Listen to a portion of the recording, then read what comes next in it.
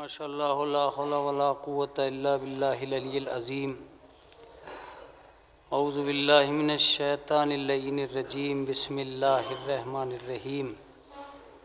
अल्हम्दुलिल्लाहि रब्बिल आलमीन वस्सलातु वस्सलाम अला अशरफिल अंबिया वल मुरसलीन अबिल क़ासिम मुहम्मद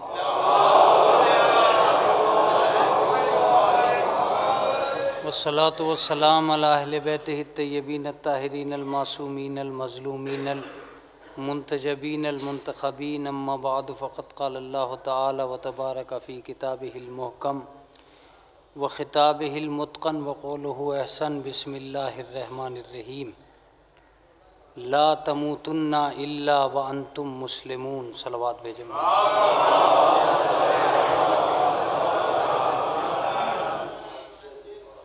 हज़रात गिरामी क़द्र,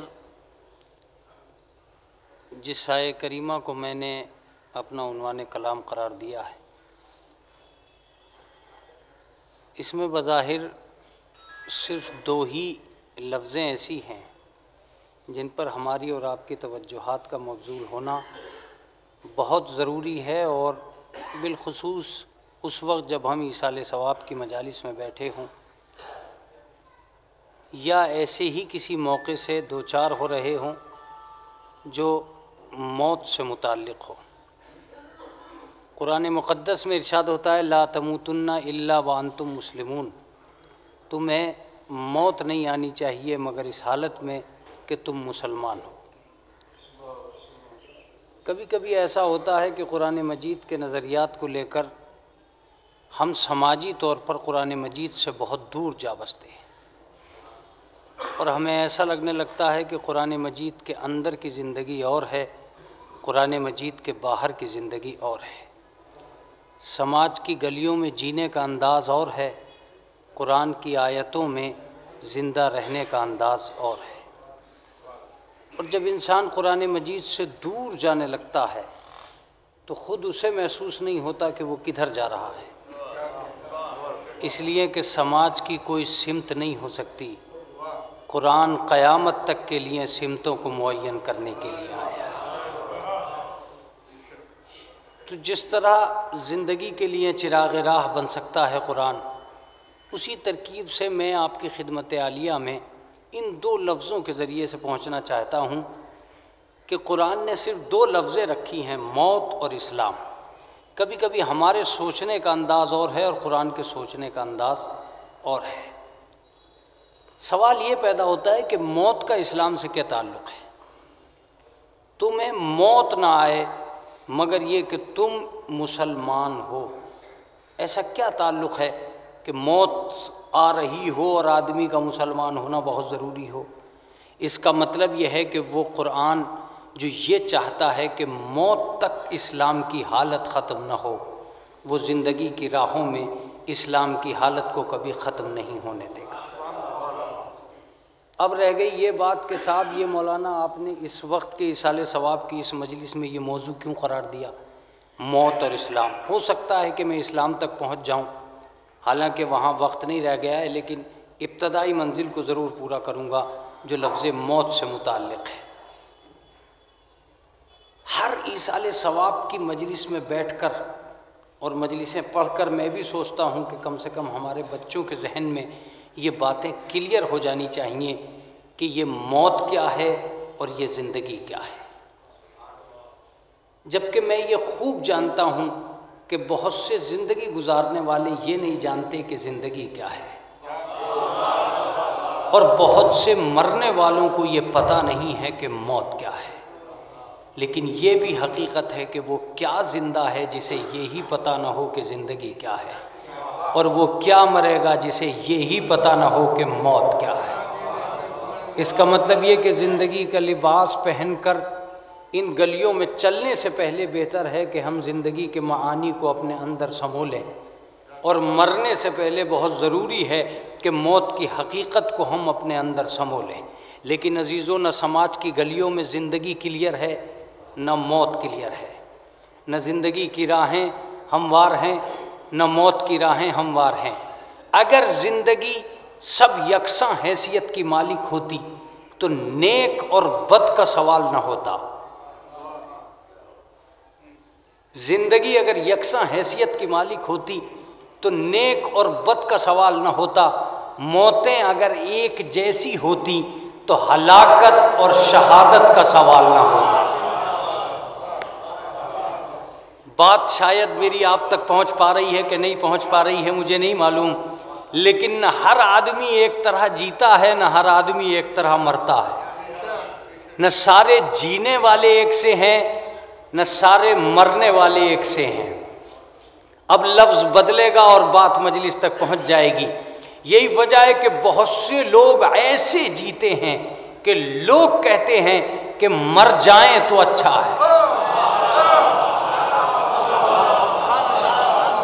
बहुत से लोग जीवन इस तरह का बिताते हैं, जीवन ऐसे बिताते हैं, जिंदगी ऐसे गुजारते हैं कि लोग कहते हैं कि मर जाएं तो अच्छा है।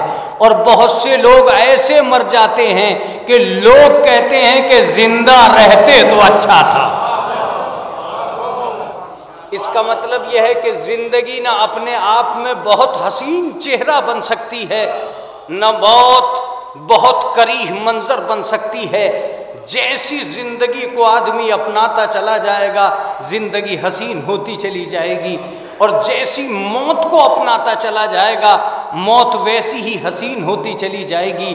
अगर मैं कल तक बैठा रहूं और मौत और हयात की जुल्फ़ें संवारता रहूं तो शायद न ज़िंदगी समझ में आएगी न हयात। मगर करबला वो जगह है जहां जीवन के भी तर्जुमा होता है और मौत का भी तर्जुमा होता है, जहां जिंदगी भी समझ में आती है और मौत भी समझ में आती है। अब आप ये कह रहे होंगे कि करबला से क्या ताल्लुक?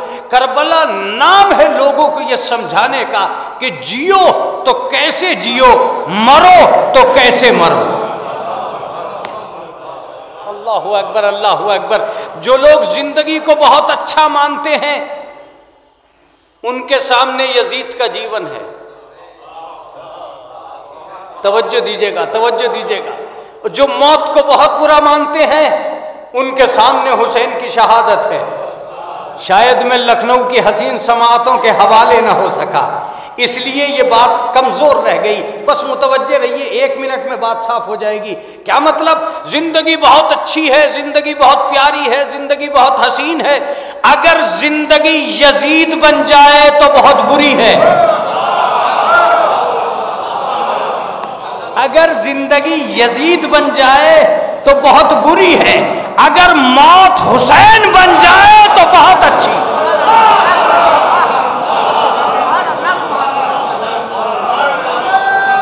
इसका मतलब यह है कि मक्तल को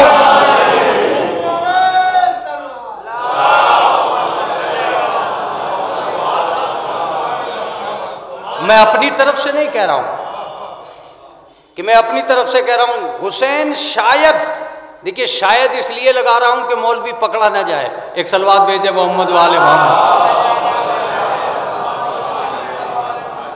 शायद इसलिए लगा रहा हूं कि तबसरा कम हो तस्करा ज्यादा हो। शायद इमाम हुसैन की जिंदगी में एक मकसद ये भी था कि दुनिया को मदीने की जिंदगी से जीना तो आ गया। हाय हाय हाय, मगर अभी कौम को मरना नहीं आया। लफ्ज़े लफ्ज़े बदल रहा हूं। आसमान से उतरकर हुसैन ने जीना सिखा दिया, मदीने से करबला आकर हुसैन ने मरना सिखा दिया।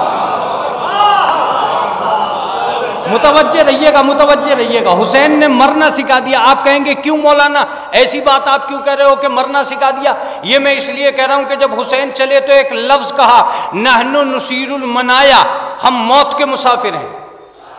बेदार तो हैं? क्यों क्यों कहा मौत के मुसाफिर हैं? हुसैन ने एक लफ्ज कहा, मा इंदकल मौत, ए मेरे भतीजे तेरे नजदीक मौत कैसी है? अजीब बात है, अपने भतीजे से जिंदगी पूछी जाती है, मौत नहीं। मगर हुसैन का अपने भतीजे से मौत के लफ्ज को पूछना इस बात का सबूत है कि जिंदगी संवर चुकी है, अब मौत के चेहरे को निखारना है। इसलिए कि उस कौम को कोई नहीं मार सकता जिसे मरना आता हो। हाय हाय हाय हाय हाय। तवज्जो नहीं दी है आपने। उस कौम को कोई नहीं मार सकता जिसे मरना आता हो। हुसैन ने करबला में आकर शियत के कलेजे से मौत का खौफ खत्म कर दिया, मौत का खौफ खत्म कर दिया करबला आकर, और सारी दुनिया के सामने एक ऐसी कौम पेश कर दी कि जो मरने से नहीं डरती। यही वजह है कि आज भी मारने वाले डर रहे हैं, मरने वाले नहीं डर रहे हैं। एक सलावत पढ़ दे मोहम्मद व आले मोहम्मद।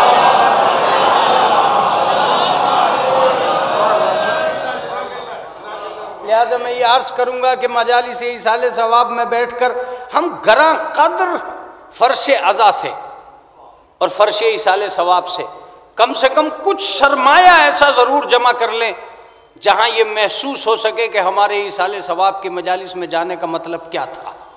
अजीज़ों मुतवज्जे रहिएगा, चंद लम्हे हैं। एक लफ्ज़ है मौत और एक लफ्ज़ है हयात। अगर कुरान मजीद की आयतें पढ़ने लगूं तो वो वक्त जो मेरा जा चुका उसके लिए गुंजाइश नहीं है। लिहाजा मैं ज़रूरी समझता हूं कि उन आयतों की तशरीह न करके लफ्ज़ों के ज़रिए समझाऊं।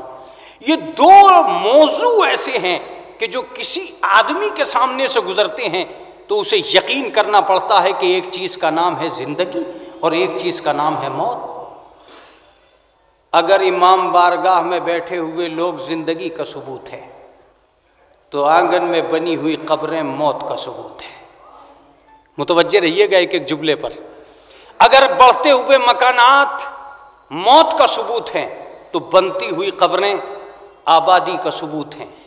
आगोश में आते हुए बच्चे जिंदगी का सबूत हैं। कांधों पे उठते हुए जनाजे मौत का सबूत हैं। पैदा हुए तो कान में अजान व अकामत हुई, जिंदगी का सबूत फराहम हुआ।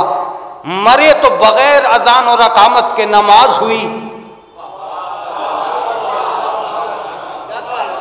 मौत का सबूत फराहम हुआ। इसका मतलब यह है कि एक तरफ बसेरा जिंदगी का पाया जाता है तो दूसरी तरफ डेरा मौत का पाया जाता है। न फरामोश इसे किया जा सकता है न फरामोश उसे किया जा सकता है। बस फर्क है तो इतना है कि जीने वाले या मरने वाले ये सोच लें कि जो कब्र के उधर उतर गया वो मर गया। ये गलत है, ये गलत है। जिंदगी जिसको एक बार मिली है वो कयामत तक नहीं मिट सकती। कब्र के उधर की तो बात और है। जीवन ही दो हैं, एक कब्र के इधर है एक कब्र के उधर। एक सलावत पढ़ दे मोहम्मद व आले मोहम्मद।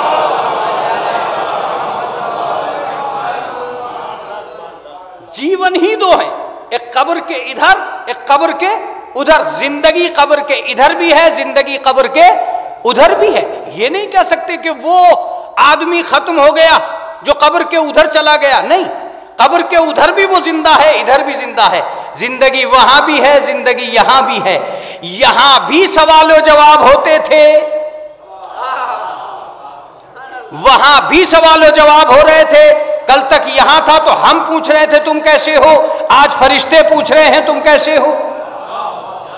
एक दुनिया ये है, एक दुनिया वो। फर्क इतना है, बस फर्क इतना है कि ये दुनिया माल के बल पर चलती है, वो दुनिया अमाल के बल पर चलती है। ये दुनिया बाजार के बल पर चलती है, वो दुनिया किरदार के बल पर चलती है।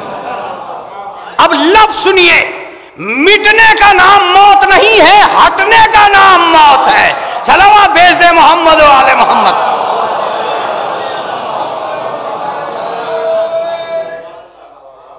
आज हम एक ईसाले सवाब की मजलिस में बैठे हैं। भाई बेचैन, मरहूम से मेरा ज़ाती ताल्लुक़ था। ज़ाती तौर पर मैं उनसे और वो मुझसे मुताल्लिक़ थे। ये अजीब बातें हैं कि आज सब लोग सोग में हैं, गम में हैं। ये हकीकत है। लेकिन अजीज़ों, मैं भी एक लफ्ज़ कहने जा रहा हूँ कि ये सोचें ही गलत हैं कि वो कब्र के उधर चला गया। ये जो इसाले सवाब की मजलिस है, या तो ये हमारी मोहब्बतों का एक हदिया तबरीक है उसके लिए, या ये हमारी मजबूरी का वसीला है उस तक पहुंचने के लिए?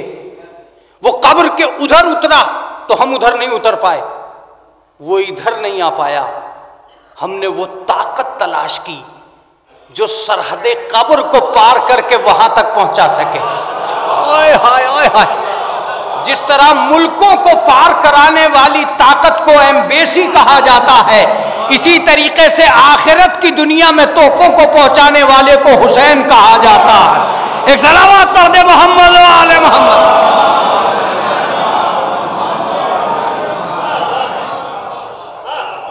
रह गई बात यह कि मौलाना ये बातें गलत हैं, जो मिट गया, जो कब्र में चला गया वो खत्म हो गया, जो कब्र में गया वो खत्म नहीं हुआ। ये किसने कह दिया कि साहब खत्म हो गया? मैं कहता हूं कि अभी तक जो जिंदा बैठे हैं उनकी जिंदगी का सबूत नहीं है। अपने मुंह मियां मिट्ठू बन के जीते रहना और जिंदगी को अपने सीने पर रख लेना अलग है। लेकिन कभी कुरान से पूछा है कि समाज में जिंदा कौन है? मुतवज्जे रहिएगा, अगर दुनियाए इंसानियत, अब क़िबला काबा बैठे हैं, हुजूर नैयर साहब बैठे हैं या दीगर सामीन बैठे हैं, अक्सर व बेशतर मैं ये अर्ज करता हूं कि कभी कुरान से पूछो कि जिंदगी क्या है, तब पता चलेगा कि असली जिंदगी किसे कहते हैं। हमने कुरान से कभी नहीं पूछा कि असली जिंदगी किसे कहते हैं। चूंकि मैं पढ़ चुका हूं इसलिए 2 आयतें पढ़ूंगा बस, और बाकी दूसरी तरफ निकल जाऊंगा। वो आयतें बिल्कुल नहीं पढ़ूंगा जो पढ़ चुका हूं। मुतवज्जे रहिएगा, कुरान किसे जिंदा मानता है, किसे मुर्दा, अगर ये नजर भी नहीं डाल सकते तो इस्लाम में, मुसलमान में ताकत का होना ही अलग अजीब व गरीब हो जाएगा। कुरान मजीद से मैंने पूछा कि क्या लिबास पहन लेने का नाम जिंदगी है? का बिल्कुल नहीं। अकड़ने का नाम जिंदगी? का बिल्कुल नहीं। खाने का नाम जिंदगी? का बिल्कुल नहीं। पीने का नाम जिंदगी? का बिल्कुल नहीं। समाज इन्हीं चीजों को जिंदगी कह रहा था। जंग ओहद के बाद कुछ लोग रसूल अल्लाह के करीब पहुंचे और उज़्र करने लगे कि या रसूल अल्लाह, माफ कर दीजिएगा, हम आपकी मदद न कर सके। कुरान मजीद का जुमला सुनिए, आवाज आई, इन्नका ला तुस्मिउल मौता, मेरे हबीब मुर्दों से कलाम न कर रहा। मैं एक एक आदमी को मुखातिब करके बात करूंगा। ये वो मुर्दे थे जो रसूल के पास खड़े थे। जब रसूल के पास वालों की कोई गारंटी नहीं है, मुतवज्जे रहिएगा, या तो कुरान मजीद से ये आयत उखाड़ कर फेंक दीजिए और कोई मतलब और वाबस्तगी न रखिए कुरान मजीद से, या कुरान से ये कहिए कि चलने वालों को, खाने वालों को, पीने वालों को, रसूल अल्लाह के पास खड़े हुए लोगों को तूने मुर्दा बताया। अब मैं मजलिस को अपने हवाले कर रहा हूं और अपने आप को मजलिस के हवाले कर रहा हूं। इनमें से एक भी मुर्दा ऐसा नहीं है जो कब्रिस्तान गया हो। शायद मैं पहुंच नहीं पा रहा हूं आप तक। इसका मतलब यह है कि मुर्दा होने के लिए जरूरी नहीं है कि आदमी कब्रिस्तान जाए। यह भी मुमकिन है कि बस्ती में हो और मुर्दा हो। यह भी मुमकिन है कि मकान में हो और मुर्दा हो। अब अगर जुमला पहुंच गया तो बात बन जाएगी। नुकसान उन मुर्दों से नहीं है जो कब्रिस्तान में है, नुकसान उन मुर्दों से है जो बस्ती में है। अगर वो मुर्दे पहचान लिए गए जो बस्ती बस्ती घूमते हैं,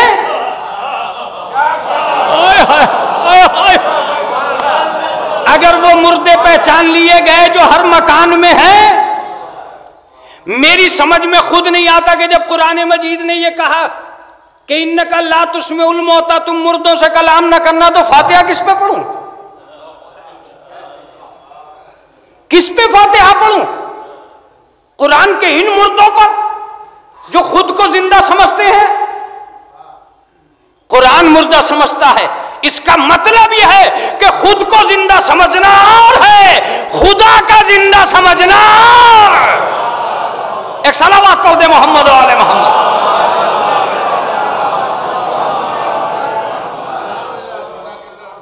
वो खुद की नजर में जिंदा है बस, खुदा की नजर में कितने जिंदा है?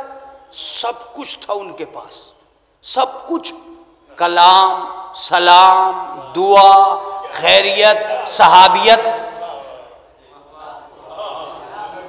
कुरान इसके बावजूद उन्हें मुर्दा कह गया। हालांकि मैंने कुरान से पूछा कि तेरी निगाह में जिंदा कौन है?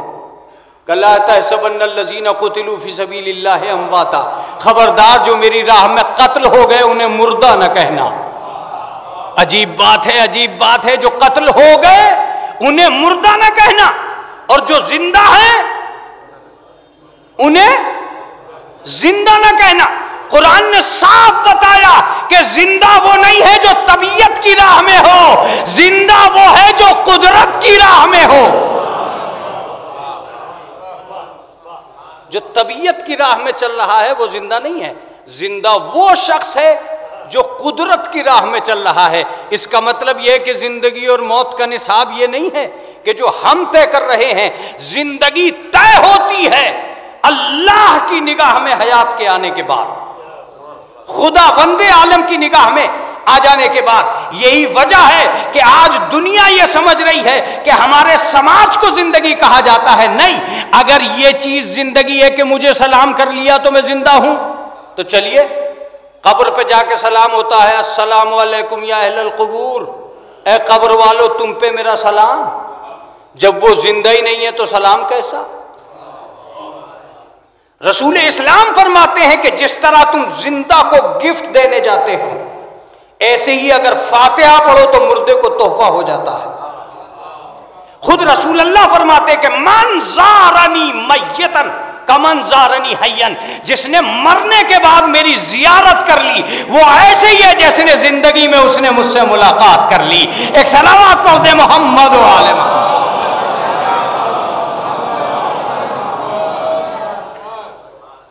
अब का साहब के ये जिंदगी है वो मौत है, नहीं, मौत और जिंदगी में फर्क है तो बस इतना है। अब अगर मैं लखनऊ में हूं और मेरी लफ्ज़ें कबूल की जा रही हैं तो चंद लफ्ज़ें, जिंदगी और मौत में फर्क है तो बस इतना है कि हम बदल के किसी दूसरे रुख पे पहुंच गए। जैसे बचपना बदला तो जवानी आ गई, जवानी बदली तो बुढ़ापा आ गया। सवाल यह है कि जवानी का वो फोटो बुढ़ापे में वैसा ही क्यों नहीं आता जैसा जवानी में आता था? मालूम हुआ जवानी का मदफन ही इस बुढ़ापे में है, लेकिन आप हैं वही जो जवान थे। बिल्कुल कब्र के बाद का मंजर यही मंजर है और कोई मंजर नहीं है कब्र के बाद का। कब्र के बाद का यही मंजर है कि आदमी वही रहता है, शक्ल बदल जाती है। एक सलावत पढ़ दे मोहम्मद व आले मोहम्मद। आदमी वही है, आदमी नहीं बदला। जो बचपन में फोटो आता था, जो जवानी में फोटो आता था, जो बुढ़ापे में फोटो आता है, वो फर्क है तो कितना है अजीजों। कुरान को समझिए और अपने आप को समझिए। दूसरी आयत सुनाने जा रहा हूं, या अय्युहल्लज़ीना आमनू इस्तजीबू लिल्लाहि वलिर्रसूल इज़ा दआकुम लिमा युहयिकुम। ऐ ईमान लाने वालों, जब अल्लाह और उसका रसूल तुम्हें पुकारे तुम उसका जवाब दो। वो तुम्हें पुकारते ही इसलिए है कि तुम्हें जिंदगी दे दे। इसका मतलब यह कि दौलत के इकट्ठा करने का नाम जिंदगी नहीं है, रसूल को मानने का नाम जिंदगी है। अगर महलों में लेकर रसूल को न माना तो मुर्दा है, कब्रिस्तान में रहकर मान लिया तो जिंदा है। मजलिस से सुने हुए लोग मेरे सामने बैठे हैं, जब जब न माना मुर्दा है, जब जब मान लिया जिंदा है। लफ्ज बदलेगा और हकीकत निकलेगी। जहां जहां मान लिया जिंदा है, जहां जहां ना माना मुर्दा है। जिसने रसूल को माना जिंदगी है, जिसने ना माना मौत है। अब अगर गदीर में मान लिया तो जिंदगी है, नहीं माना तो मौत है। लोग कहते हैं कि गदीर में अली को मौला बनाने गए थे रसूल।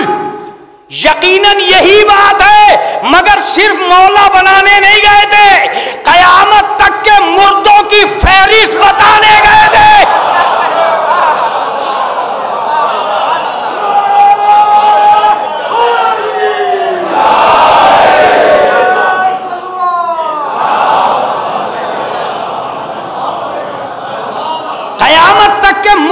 फहरिस्त बता रहे थे कि आज के बाद जिसने गदीर को माना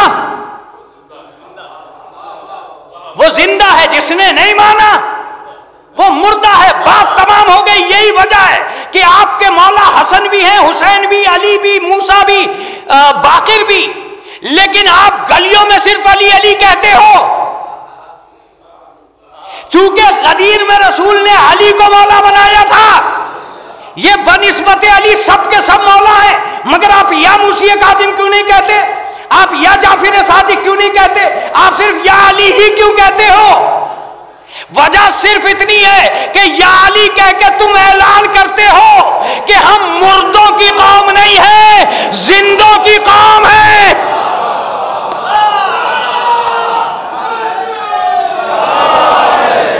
अब बात पता चली, अब बात पता चल रही है कि या अली मुर्दे नहीं कहते हैं, जिंदा कहते हैं।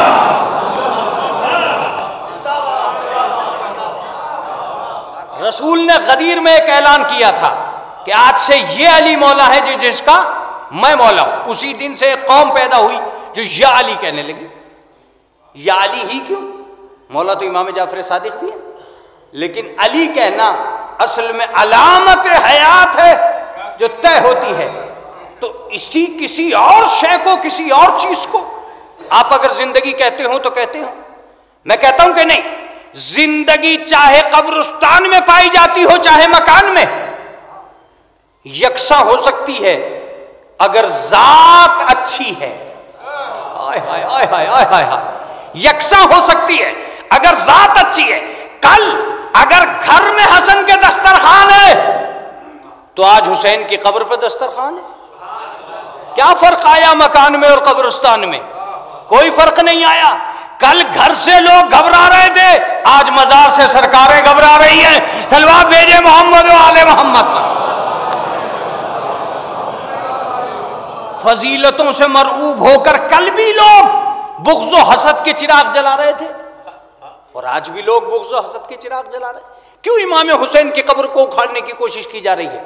वजह सिर्फ इतनी है कि सरकारों में इतना दम नहीं है जितना उनके मजार में है।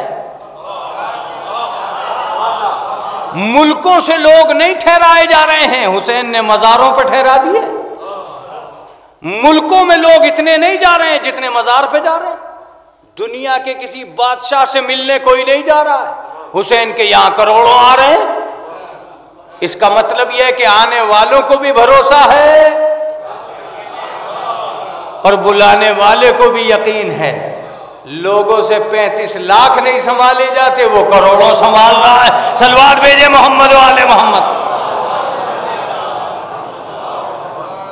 असल वजह क्या है सुनिए और गौर से सुनिए।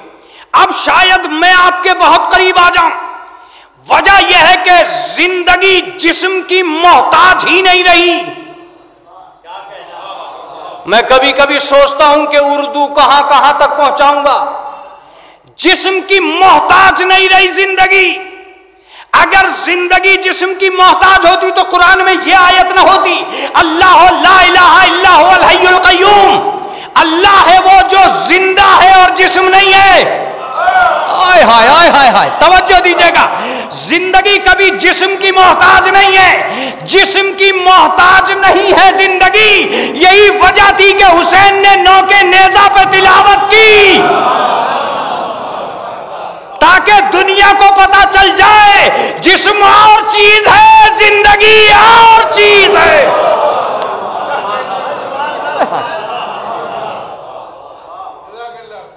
जिंदगी कभी मोहताज जिस्म नहीं रही। जिस्म कहां चला गया कहां नहीं चला गया इससे क्या बहस है। जिस्म कहीं भी रहे, जिंदगी जिंदगी रहेगी, जिंदगी जिंदगी रहेगी। और यसअलूना का उससे पूछा जाएगा। साइलून, जिंदगी से सवाल किए जाएंगे। कितनी कितनी चीजें हैं जो जिंदगी के बारे में है कि साहब जिंदगी से सवाल किया जाएगा। इसका मतलब यह है कि जिंदगी का जिस्म से बस इतना रिश्ता है जब तक तुम रखो, वरना असल बात यह है कि जिंदगी मोहताज जिस्म नहीं है। जिस्म कहीं भी चला जाए जिंदगी बाकी रहेगी। फर्क इतना है कि जिंदगी की भीख उनसे मांगो जो जिंदा है, उनसे ना मांगो जो खुद फना होने वाले हैं।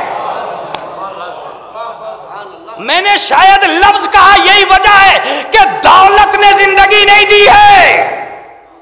माता अला हुब्बे आले मोहम्मदिन माता शहीदा, मोहब्बत आले मोहम्मद ने जिंदगी दी है, इसलिए कि माल फना होगा, आल फना नहीं होंगे। यही वजह है कि जिन्होंने कले बनवाए थे उनका नाम नहीं है, जिन्होंने इमाम बाड़े बनवाए थे उनका नाम है। इसलिए कि न माल, न दौलत, न सरवत, न इज्जत, न सरमाया, कोई चीज बाकी नहीं रख सकती। अगर ऐसा हुआ करता कि दौलतमंद बाकी रहते तो कोई दौलतमंद न मरता, अगर ऐसा हुआ करता कि लश्कर वाले बाकी रहते तो कोई लश्कर वाला न मरता। लेकिन मैं ये लफ्ज कहने जा रहा हूं इस भरी हुई मजलिस से कि मौत के आगे कोई नहीं जा सकेगा, कोई नहीं, न बादशाह, न ताकत, न हैबत, न लश्कर, न जालिम, कोई नहीं। मौत वो कज़्ज़ाक़ है जो सबको लूटने का दावा करती है। हाँ, अगर कोई छोड़ सकता है तो मलकुल मौत, और मलकुल मौत किसी की रियायत नहीं रखता, वो किसी दरवाजे पर नहीं रुकता। जब किसी दरवाजे पर नहीं रुकता तो बचें कैसे? मैंने कहा ये तो मलकुल मौत ही बता सकता है कि तुझसे कौन बचा सकता है।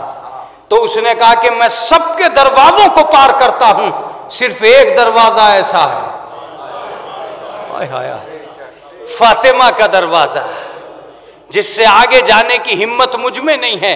मैंने कहा फिर तुझसे भी क्यों मांगे जिंदगी की? फिर जिंदगी की भीख ही मांगनी है तो फातिमा से मांगे। फातिमा, क्या यह हकीकत है कि तुम हमें जिंदगी दे सकती हो? का तुम ये पता करो कि कौन कौन है जो जिंदगी दे सकता है। हमारा कमाल ये है कि कभी हम ठोकर से जिंदगी देते हैं, कभी दुआ से जिंदगी देते हैं। एक सलावत पढ़ दे मोहम्मद वाले मोहम्मद।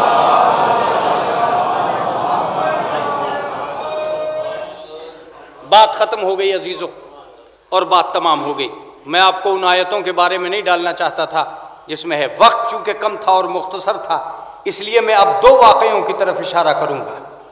एक वो वाकया जिसे तारीख शीयत भी ये कहती है कि नहीं है। मैं मिंबर से कभी ढकी छुपी नहीं रखता, है कि नहीं है। वो वाकया क्या है? दुल्हन को जिंदा करना जनाब फातिमा का। मगर कमाल यह है कि अपने घर में बैठकर मोजज़े दिखलाना और है, यहूदी के मकान में इख्तिदार फातिमिया का ऐलान करना और है। मुतवज्जे रहिएगा, इख्तिदार फातिमी का ऐलान ऐसे हुआ कि यहूदी 500 औरतें बेहोश पड़ी थी। मुतवज्जे रहिएगा एक एक जुमले पर, 500 औरतें बेहोश पड़ी थी, दुल्हन मर चुकी थी। जिसको होश आता रहा वो फातिमा के कदमों पर, बीबी किसी तरह दुल्हन को जिंदा कर दीजिए। इसका मतलब यह है कि जब तक आदमी को होश नहीं आया फातिमा से दूर है। हाय हाय, जब तक आदमी को होश नहीं आ रहा है वो फातिमा से दूर है। जिस दिन होश आ जाएगा, जिसको होश आता रहा वो फातिमा के कदमों पर, बीबी दुल्हन मर गई।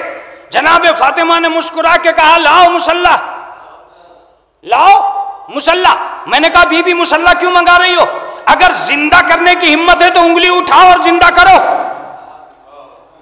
का तू क्या समझता है कि मेरी उंगली उठाने से बोलिया दुल्हन जिंदा नहीं होगी? दुल्हन जिंदा होगी मेरे उंगली उठाने से। और सुन, ये उंगली अगर उठ गई तो इस सिमत में जितने भी मुर्दे होंगे सबको जिंदगी मिल जाएगी। मगर मैं उंगली इसलिए नहीं उठा रही हूं कि अगर उंगली उठा के जिंदा कर दिया तो मेरा इख्तिदार समझ में आएगा, परवरदिगार समझ में नहीं आएगा। लिहाजा मैंने मुसल्ला मंगाया ताकि मेरी ताकत भी समझ में आ जाए, खुदा की कुदरत भी समझ में आ जाए। यहां एक जुमला तुम्हारे हवाले कर रहा हूं, अहले बैत खुद को मनवाने नहीं आए हैं, खुदा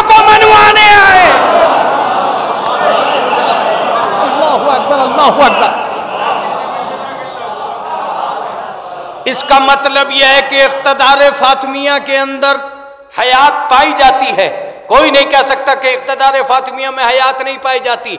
अगर दुआ के लिए हाथ उठ जाए तो जिंदगी है। मैं एक लफ्ज कहने जा रहा हूं, शियों के इक़्तिदार का नाम जिंदगी नहीं है, फातिमा की दुआ का नाम जिंदगी है। हाय हाय हाय, काश मैं तुम तक पहुंच नहीं पाया हूं। तुम दुआ पे जिंदा हो, अपनी ताकत पे नहीं। दुनिया मिटाने पर तुली है, फिर भी तुम नहीं मिट रहे हो। तुम इस वजह से नहीं बचे कि तुम हो, इस वजह से बचे कि फातिमा के हो। हाय हाय हाय, इस वजह से बचे हो कि फातिमा के हो। हां, मैं ये कहता हूं कि जुल्म जहां थक जाए वहां फजीलत फातिमा का आगाज है। यही वजह है कि उन्होंने बकी गिराई है, लफ्ज़े जन्नत नहीं गिराया है। फातिमा जिंदगी देती है जमीनों को। अब गौर से समाअत फरमाइएगा, इसका मतलब यह कि अहले बैत के अलावा कोई नहीं है। अच्छा, मैं तो ये कह रहा हूं कि मैं उस पर ईमान ले आऊंगा जो एक इंजेक्शन लगा के जिंदगी दे दे, मरने न दे, मैं उस पर ईमान ले आऊंगा। लेकिन उनको क्या कीजिएगा जिन्होंने बार बार मुर्दे जिलाए। एक वाक़े का एक झरोका, एक सलवात पढ़ दे मोहम्मद वाले मोहम्मद। मजलिस ही तमाम है इस जुमलों में, बस ये वाक़े का इब्तदाई मंजिल और मजलिस तमाम। और मैं कितनी जल्दी कर सकता हूं, आप इब्तदाई लफ्जों में समझ जाए। कुछ झूठे लोग एक झूठी मैयत लेकर सच्चे इमाम के पास आए। देखिए, वाक़े पर तबसरा सब ने किया है, सिराज मेहदी साहब गवाह हैं, इन्होंने भी सुने हैं इस वाक़े पर तबसरे सबसे। मैं लखनऊ में पहली मर्तबा तबसरा करने जा रहा हूं एक ऐसे वाक़े के लिए जिसकी सनद पर तबसरा है। एक सलवात पढ़े मोहम्मद वाले मोहम्मद। मगर जब वाक़या है तो कोई आसमान से तो उतरा नहीं है, शोहरत तो है। जब शोहरत है तो बयान का तो हक हर आदमी को है, तबसरे का हक हर आदमी को है। वो आ गए, उन्होंने आने के बाद में कहा कि भाई हाँ क्या है? कहा साहब ये एक मैयत है। अच्छा, एक मैयत है तो मैं क्या करूं? कहा नमाज जनाजा पढ़ाइए आप। कहा ठीक है, अगर यही बात है तो मैं नमाज जनाजा पढ़ाने को तैयार हूं, मगर तुम इस बात को मानने को तैयार हो कि मेरे अलावा कोई मैयत भी संभालने वाला नहीं है। वो आदमी शरीयत क्या संभालेगा जिससे मैयत नहीं संभाली जा रही है? पूरे समाज की तौहीन कर रहे हो तुम मैयतें लाकर। फिर भी अली अली थे, अखलाक का पैकर थे, किरदार के धनी थे, वली इब्ने वली थे। इसलिए अली ने ऐसा नहीं कहा कि तुम इसको उठाओ और ले जाओ किसी और से नमाज जनाजा पढ़वा लेना। अखलाक था, किरदार था, का रखो। मैंने मौला से कहा मौला ये तो झूठे हैं, आप वाकई को क्यों पढ़ा रहे हो? अरे आप तो साफ साफ कह दीजिए कि ये तो जिंदा है, मुर्दा है ही नहीं, तुम झूठे हो। कहा यही तो वजह है कि अगर वाकई को यहीं बंद कर दूं तो कुछ हुआ ही नहीं। ये दिखलाने आए हैं कि मैयत क्या है, मैं ये दिखलाऊंगा कि जिंदगी क्या है। हाय हाय हाय हाय। लिहाजा उनको भी मौका दिया, अपने कर्म को भी मौका दिया और कहा कि ठीक है, अब ये बताओ कि तुम्हारा वारिस कौन है? इस मैयत का वारिस कौन है? का हुजूर वो एक औरत है जो वारिस है। अली ने थोड़ी सी देर के लिए खामोशी इख्तियार की, मुस्कुराए और चुप हो गए। मैंने कहा मौला मुस्कुराए क्यों? का मुस्कुराया इसलिए कि अगर अखलाक का तकाजा ना होता तो इनके गिरीबान पे हाथ डाल के कहता कि आप झूठी मैयतें लाकर एक औरत को वारिस बता रहे हो, और मोहम्मद की मैयत पे कह दिया कि फातिमा वारिस ही नहीं है।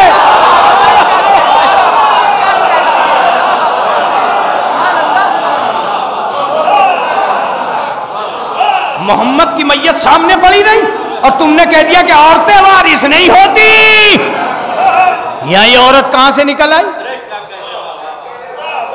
अपने ही हाथों से अपने पैरे काटने आए हो, अपने ही हाथों से अपने पैतरे काटने आए हो और कुछ नहीं है। चलो आ गए हो तो बैठो, तशरीफ रखो। का इजाजत दिलवाओ बढ़िया से, नमाज पढ़ाऊं? का हुजूर पढ़ा दीजिए। इजाजत मिली। अली ने नीयत की, नमाज पढ़ता हूं इस मैयत पर। जैसे ही लबों से लफ्ज मैयत निकला, जिंदगी रुखसत। हाय हाय हाय, मैंने कहा अली ये मर कैसे गया? क्या दुनिया को बता दे कि अली की नीयत का नाम मौत है? नहीं नहीं नहीं, मैं लफ्ज पहुंचा नहीं पाया। अली जिसे मुर्दा समझे वो जिंदा नहीं है। हाय हाय हाय हाय हाय, और अली जिसे जिंदा समझे वो मुर्दा नहीं हो सकता। अली की नीयत का नाम मौत। मैंने कहा ये तो बहुत अच्छा हो, बगैर हाथ पैर चलाए ये मुर्दा। अभी दूसरी तकबीर तमाम ना होने पाई थी, 5 तकबीरें होती हैं, दूसरी तकबीर तमाम ना होने पाई थी कि नबी को छोड़ने वाला मजमा अली को छोड़ के आगे आ गया।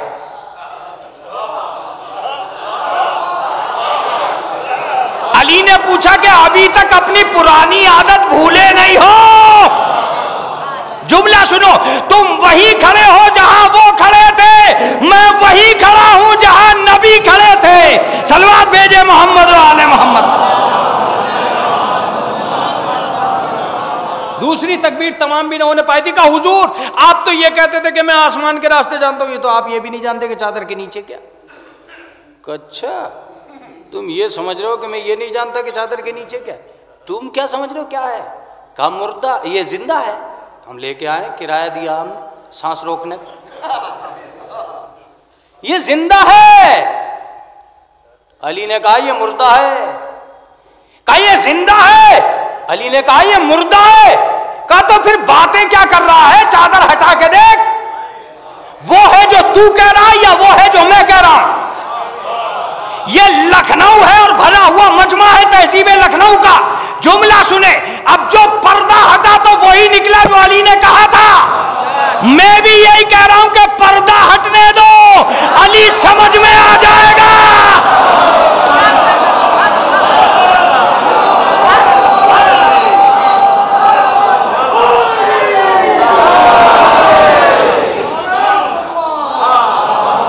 मैं भी यही कह रहा हूं कि पर्दा हटने दो, अली समझ में आएगा। अकल से पर्दा हटेगा तो अली समझ में आएगा, तारीख से पर्दा हटेगा तो अली समझ में आएगा, हदीस से पर्दा हटेगा तो अली समझ में आएगा, रिवायतों से पर्दा हटेगा तो अली समझ में आएगा, गैब से पर्दा हटेगा तो अली समझ में आएगा। अली के समझने में देर इसलिए हो रही है कि कहीं पर्दे पड़े हुए हैं, जिहालत के पर्दे, बुग़्ज़ के पर्दे, हसद के पर्दे। पर्दे हटा हटा के अली को देखो, हालांकि पर्दे भी अली का कुछ बिगाड़ते नहीं है। ये अगर चादर भी ओढ़ ले तो अली से नबी दिखाई देने लगता है।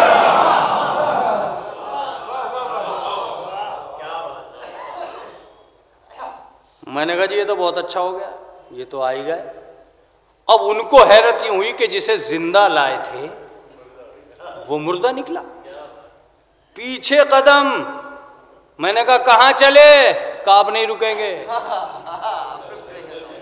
अब रुकने का काम खत्म। मैंने हजरत अली से कहा कि आप भी जाइए, बिस्मिल्लाह। एक बात तो तय है कि मौजज़ा तो हो गया कि आपकी लबों की जुम्बिश से आपने मैयत कह दिया तो वो मैयत हो गया, आप जिंदा कह दो तो जिंदा, मुर्दा कह दो तो मुर्दा, ये तो काम हो चुका ना, अब आप भी जाइए। उन्होंने कहा मैं नहीं जाऊंगा, इसलिए कि मैं मैयत छोड़ने का आदी ही नहीं हूं।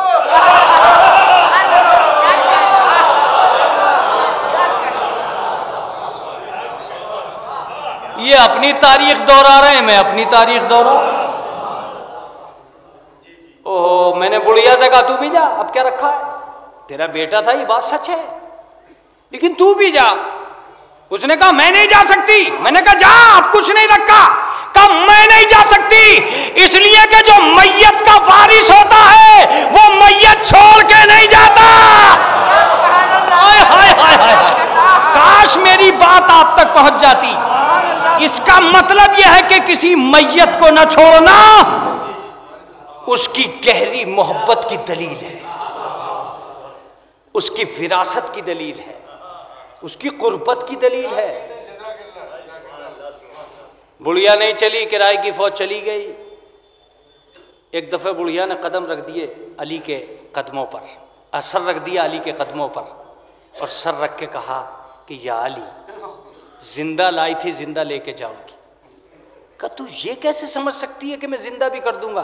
कहा जिसके लबों की जुम्बिश इसे मुर्दा बना सकती है, अगर उसका इख्तदार सामने आ जाए तो इसे जिंदगी मिल सकती। अली अलैहिस्सलाम ने ठोकर लगाई, वो जिंदा हुआ। मैंने कहा या अली, क्या मैं ये लिख दूं कि आपके लबों की जुम्बिश जिंदगी है और पैरों की ठोकर मौत? का नहीं, बात न लबों की जुम्बिश की है न पैरों की ठोकर की है, बात सिर्फ इतनी सी है कि जब तक मेरी बगावत का दौर था ये मुर्दा था। आहा, आहा, आहा। इस बात को समझाने की जरूरत नहीं है लखनऊ में, जब तक मेरी बगावत का पीरियड था ये मुर्दा था, जहां से मेरी मोहब्बत का आगाज हुआ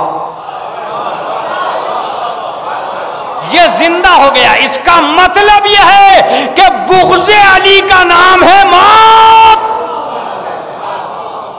और हुब्बे अली का नाम है जिंदगी। हमारा मरने वाला यही वजह है कि जब कब्र के उधर जाता है तो पहले अली सामने आते हैं, ताकि दुनिया को पता चल जाए अली अली करने वाला अली तक पहुंच गया। ये फना होना नहीं है, ये जिंदगी। आज वो हमसे दूर है, ये और बात है। और मैं कभी कभी कहता हूं कि तुम अपने हर इतवार को अपने अहले बैत की तरफ ले जाके देखो तो तुम्हें पता चलेगा कि तुम्हें क्या मिला है। ये कमाल की बात है कि तुम्हारी जिंदगी दो हिस्सों में बढ़ती है, कभी बाजार, कभी दरबार हुसैन, कभी ऑफिस, कभी मजलिस, कभी अपनी जिंदगी और अपना दम, कभी हुसैन और हुसैन का गम। ये क्यों? दोनों चीजें मिलेंगी। कब्र के बाहर से जो चला आए वो और है, कब्र के अंदर जो आ जाए वो और है। पता चलता है कायनात कहाँ तक जाती है और मौलाए कायनात कहाँ तक आते हैं। सराहने बैठकर जब अली की जबान से ये निकलेगा कि आहिस्ता बोलो, एक मरने वाले को कितनी ढारस महसूस। आज बहुत मुश्किल काम है कतर में मरने वाले का पुरसा, कतर में रहकर जिंदगी गुजारने वाले का गम उस खानदान से कैसे उठाया जाएगा? वो बच्चे कैसे भूलेंगे? वो बेवा कैसे बताएगी अपने बच्चों को कि तुम्हारे बाप का राज क्या था? वो माँ कैसे समझाएगी अपनी औलाद को? ये बहुत मुश्किल है। लेकिन अजीजों, मैं एक जुमला कहता हूं कि इस खानदान को जब पुरसा देना तो एक लफ्ज और कहना कि जितनी भरी हुई मजलिस बैठी थी, काश ये ज़ैनब के सामने पहुंच जाती, काश ये सैयदे सज्जाद के सामने पहुंच जाती। जनाबे सैयदे सज्जाद को आरज़ू रह गई कि कोई पुरसे को चला। अल्लाह अकबर, अल्लाह। हाँ, ये बहुत आसान है कि इस मां को समझा दिया जाए, इसलिए कि इस मां के जवान का जब जनाजा उठ रहा था तो कांधे इतने ज्यादा थे कि जनाजे तक पहुंच नहीं पा रहे थे। यही है, न जाने कितने जवानों के जनाजे तुमने उठते हुए देखे होंगे। हमारे हिंदुस्तानी रस्म रिवाज के तहत इतनी भीड़ होती है कि कांधे बहुत ज्यादा होते हैं, मगर कोई हुसैन को देखे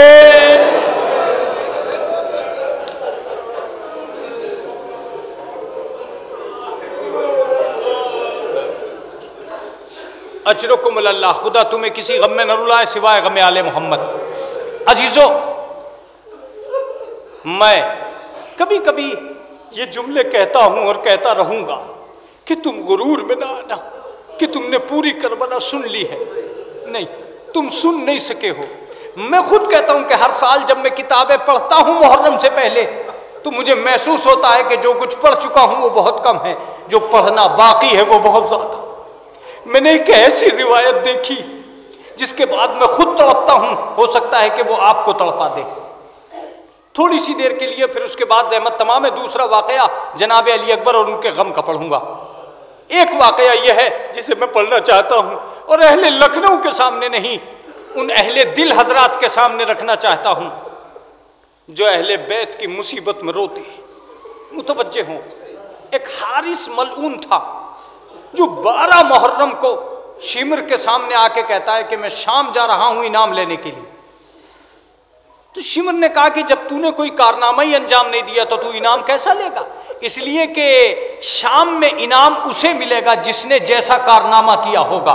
तूने किसी का सर काटा है, तूने किसी की चादर छीनी है, तूने किसी को तमाचा मारा है, तूने किसी के गौहर छीने हैं, तूने क्या कारनामा किया है? तो रिवायत ये बताती है कि वो हारिस मलऊन जमीन पर लौटने लगा कि हाय मेरे हाथ से मौका निकल गया। शिमर कहता है कि मौका नहीं निकला, अभी मौका बाकी है, चल। और गया उमर साद के पास ले जाके कहता है कि ये आदमी शाम में इनाम लेने के लिए जा रहा था और ये कहता है कि मेरे हाथों से मौका निकल गया। तो उमर साद कहता है कि अभी मौका नहीं निकला, एक काम खत्म हो गया, एक काम बाकी है। मुतवज्जे रहिएगा, अली का बेटा तमाम हो चुका, अली की बेटी शाम जाएगी। मैं मजलिस तमाम कर देता हूं कभी ये जुमला कहकर जो आपकी खिदमत में अर्ज कर रहा हूं, बस लफ्ज सुने। रिवायत ये बताती है कि उमर साद ने एक ताजियाना दिया और ताजियाना दे के कहा कि यहां से अली की बेटी शाम तक का सफर करेगी, तेरी ड्यूटी यह है कि अली की बेटी सोने न पाए।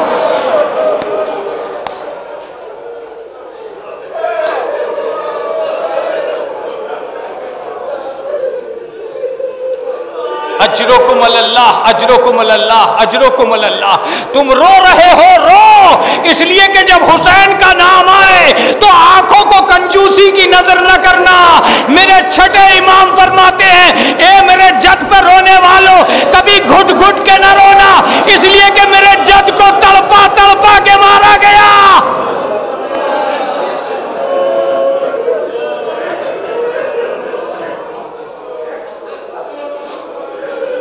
बस अजीजों, मुझे ये बताना मकसूद था कि हारिस मलऊन ताजियाना लेके आगे बढ़ा। रिवायत ये बताती है कि जनाब सकीना जो बहुत छोटी थी, जनाब सकीना ने उस मलऊन को ये कहते हुए सुन लिया कि ये ताजियाना ले और अली की बेटी सोने न पाए। वो ताजियाना लेकर जनाब ज़ैनब की तरफ बढ़ता है। जनाब सकीना लिपट के कहती है, फूफी अम्मा आप रास्ते में सोना नहीं, इसलिए कि जालिम ताजियाने लगाएगा।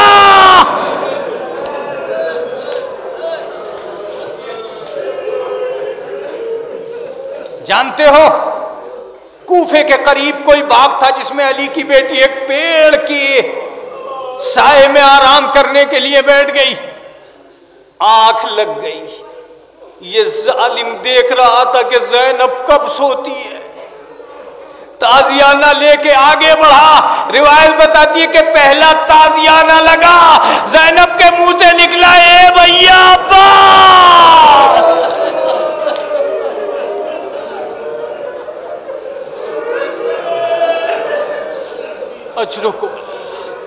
अजरुकुम अल्लाह, खुदा तुम्हें किसी गम में न रुलाए सिवाय।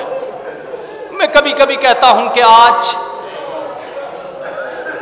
राशिद के घर वालों पर क्या बीत रही है ये तो राशिद के घर वाले जानते, लेकिन मैं इतना जानता हूं कि किसी भी जवान का गम भुलाया नहीं जा सकता।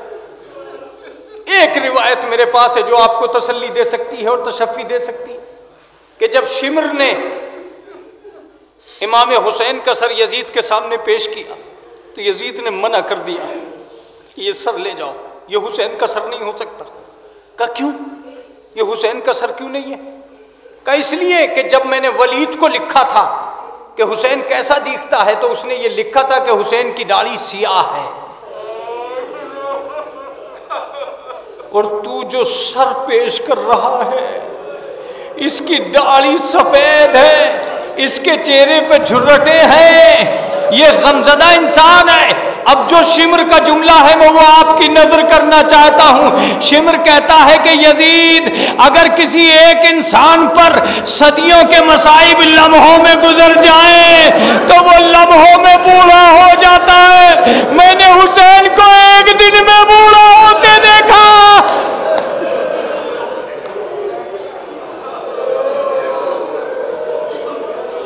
मैंने हुसैन को एक दिन में बूढ़ा होते देखा। यजीद कहता है कि शिमर दलील दे के ये हुसैन का सर है। रिवायत ये बताती है कि शिमर के पास कोई दलील नहीं थी, मगर वो असीरों के अंदर दाखिल हुआ, नन्ही सी बच्ची को खींच के लाया, तख्त के पास खड़ा करके कहा, बेटी देखो वो तख्त में क्या है। सकीना ने गौर से देखा, आवाज दी, बाबा। रिवायत ये बताती है कि शिमर ने हाथ रोक लिया, नहीं सकीना, तेरे बाप का सर तेरी आगोश में आ जाए। बस सकीना ने हाथ ऊपर उठा दिए। ए बाबा, तस से सरे हुसैन उठा, सकीना के दामन में आया, सकीना ने मुंह पे मुंह रख दिया, आवाज दी, बाबा। अरे मैं यतीम हो गई बाबा, तुम्हारे बाद मुझे तमाचे लगे।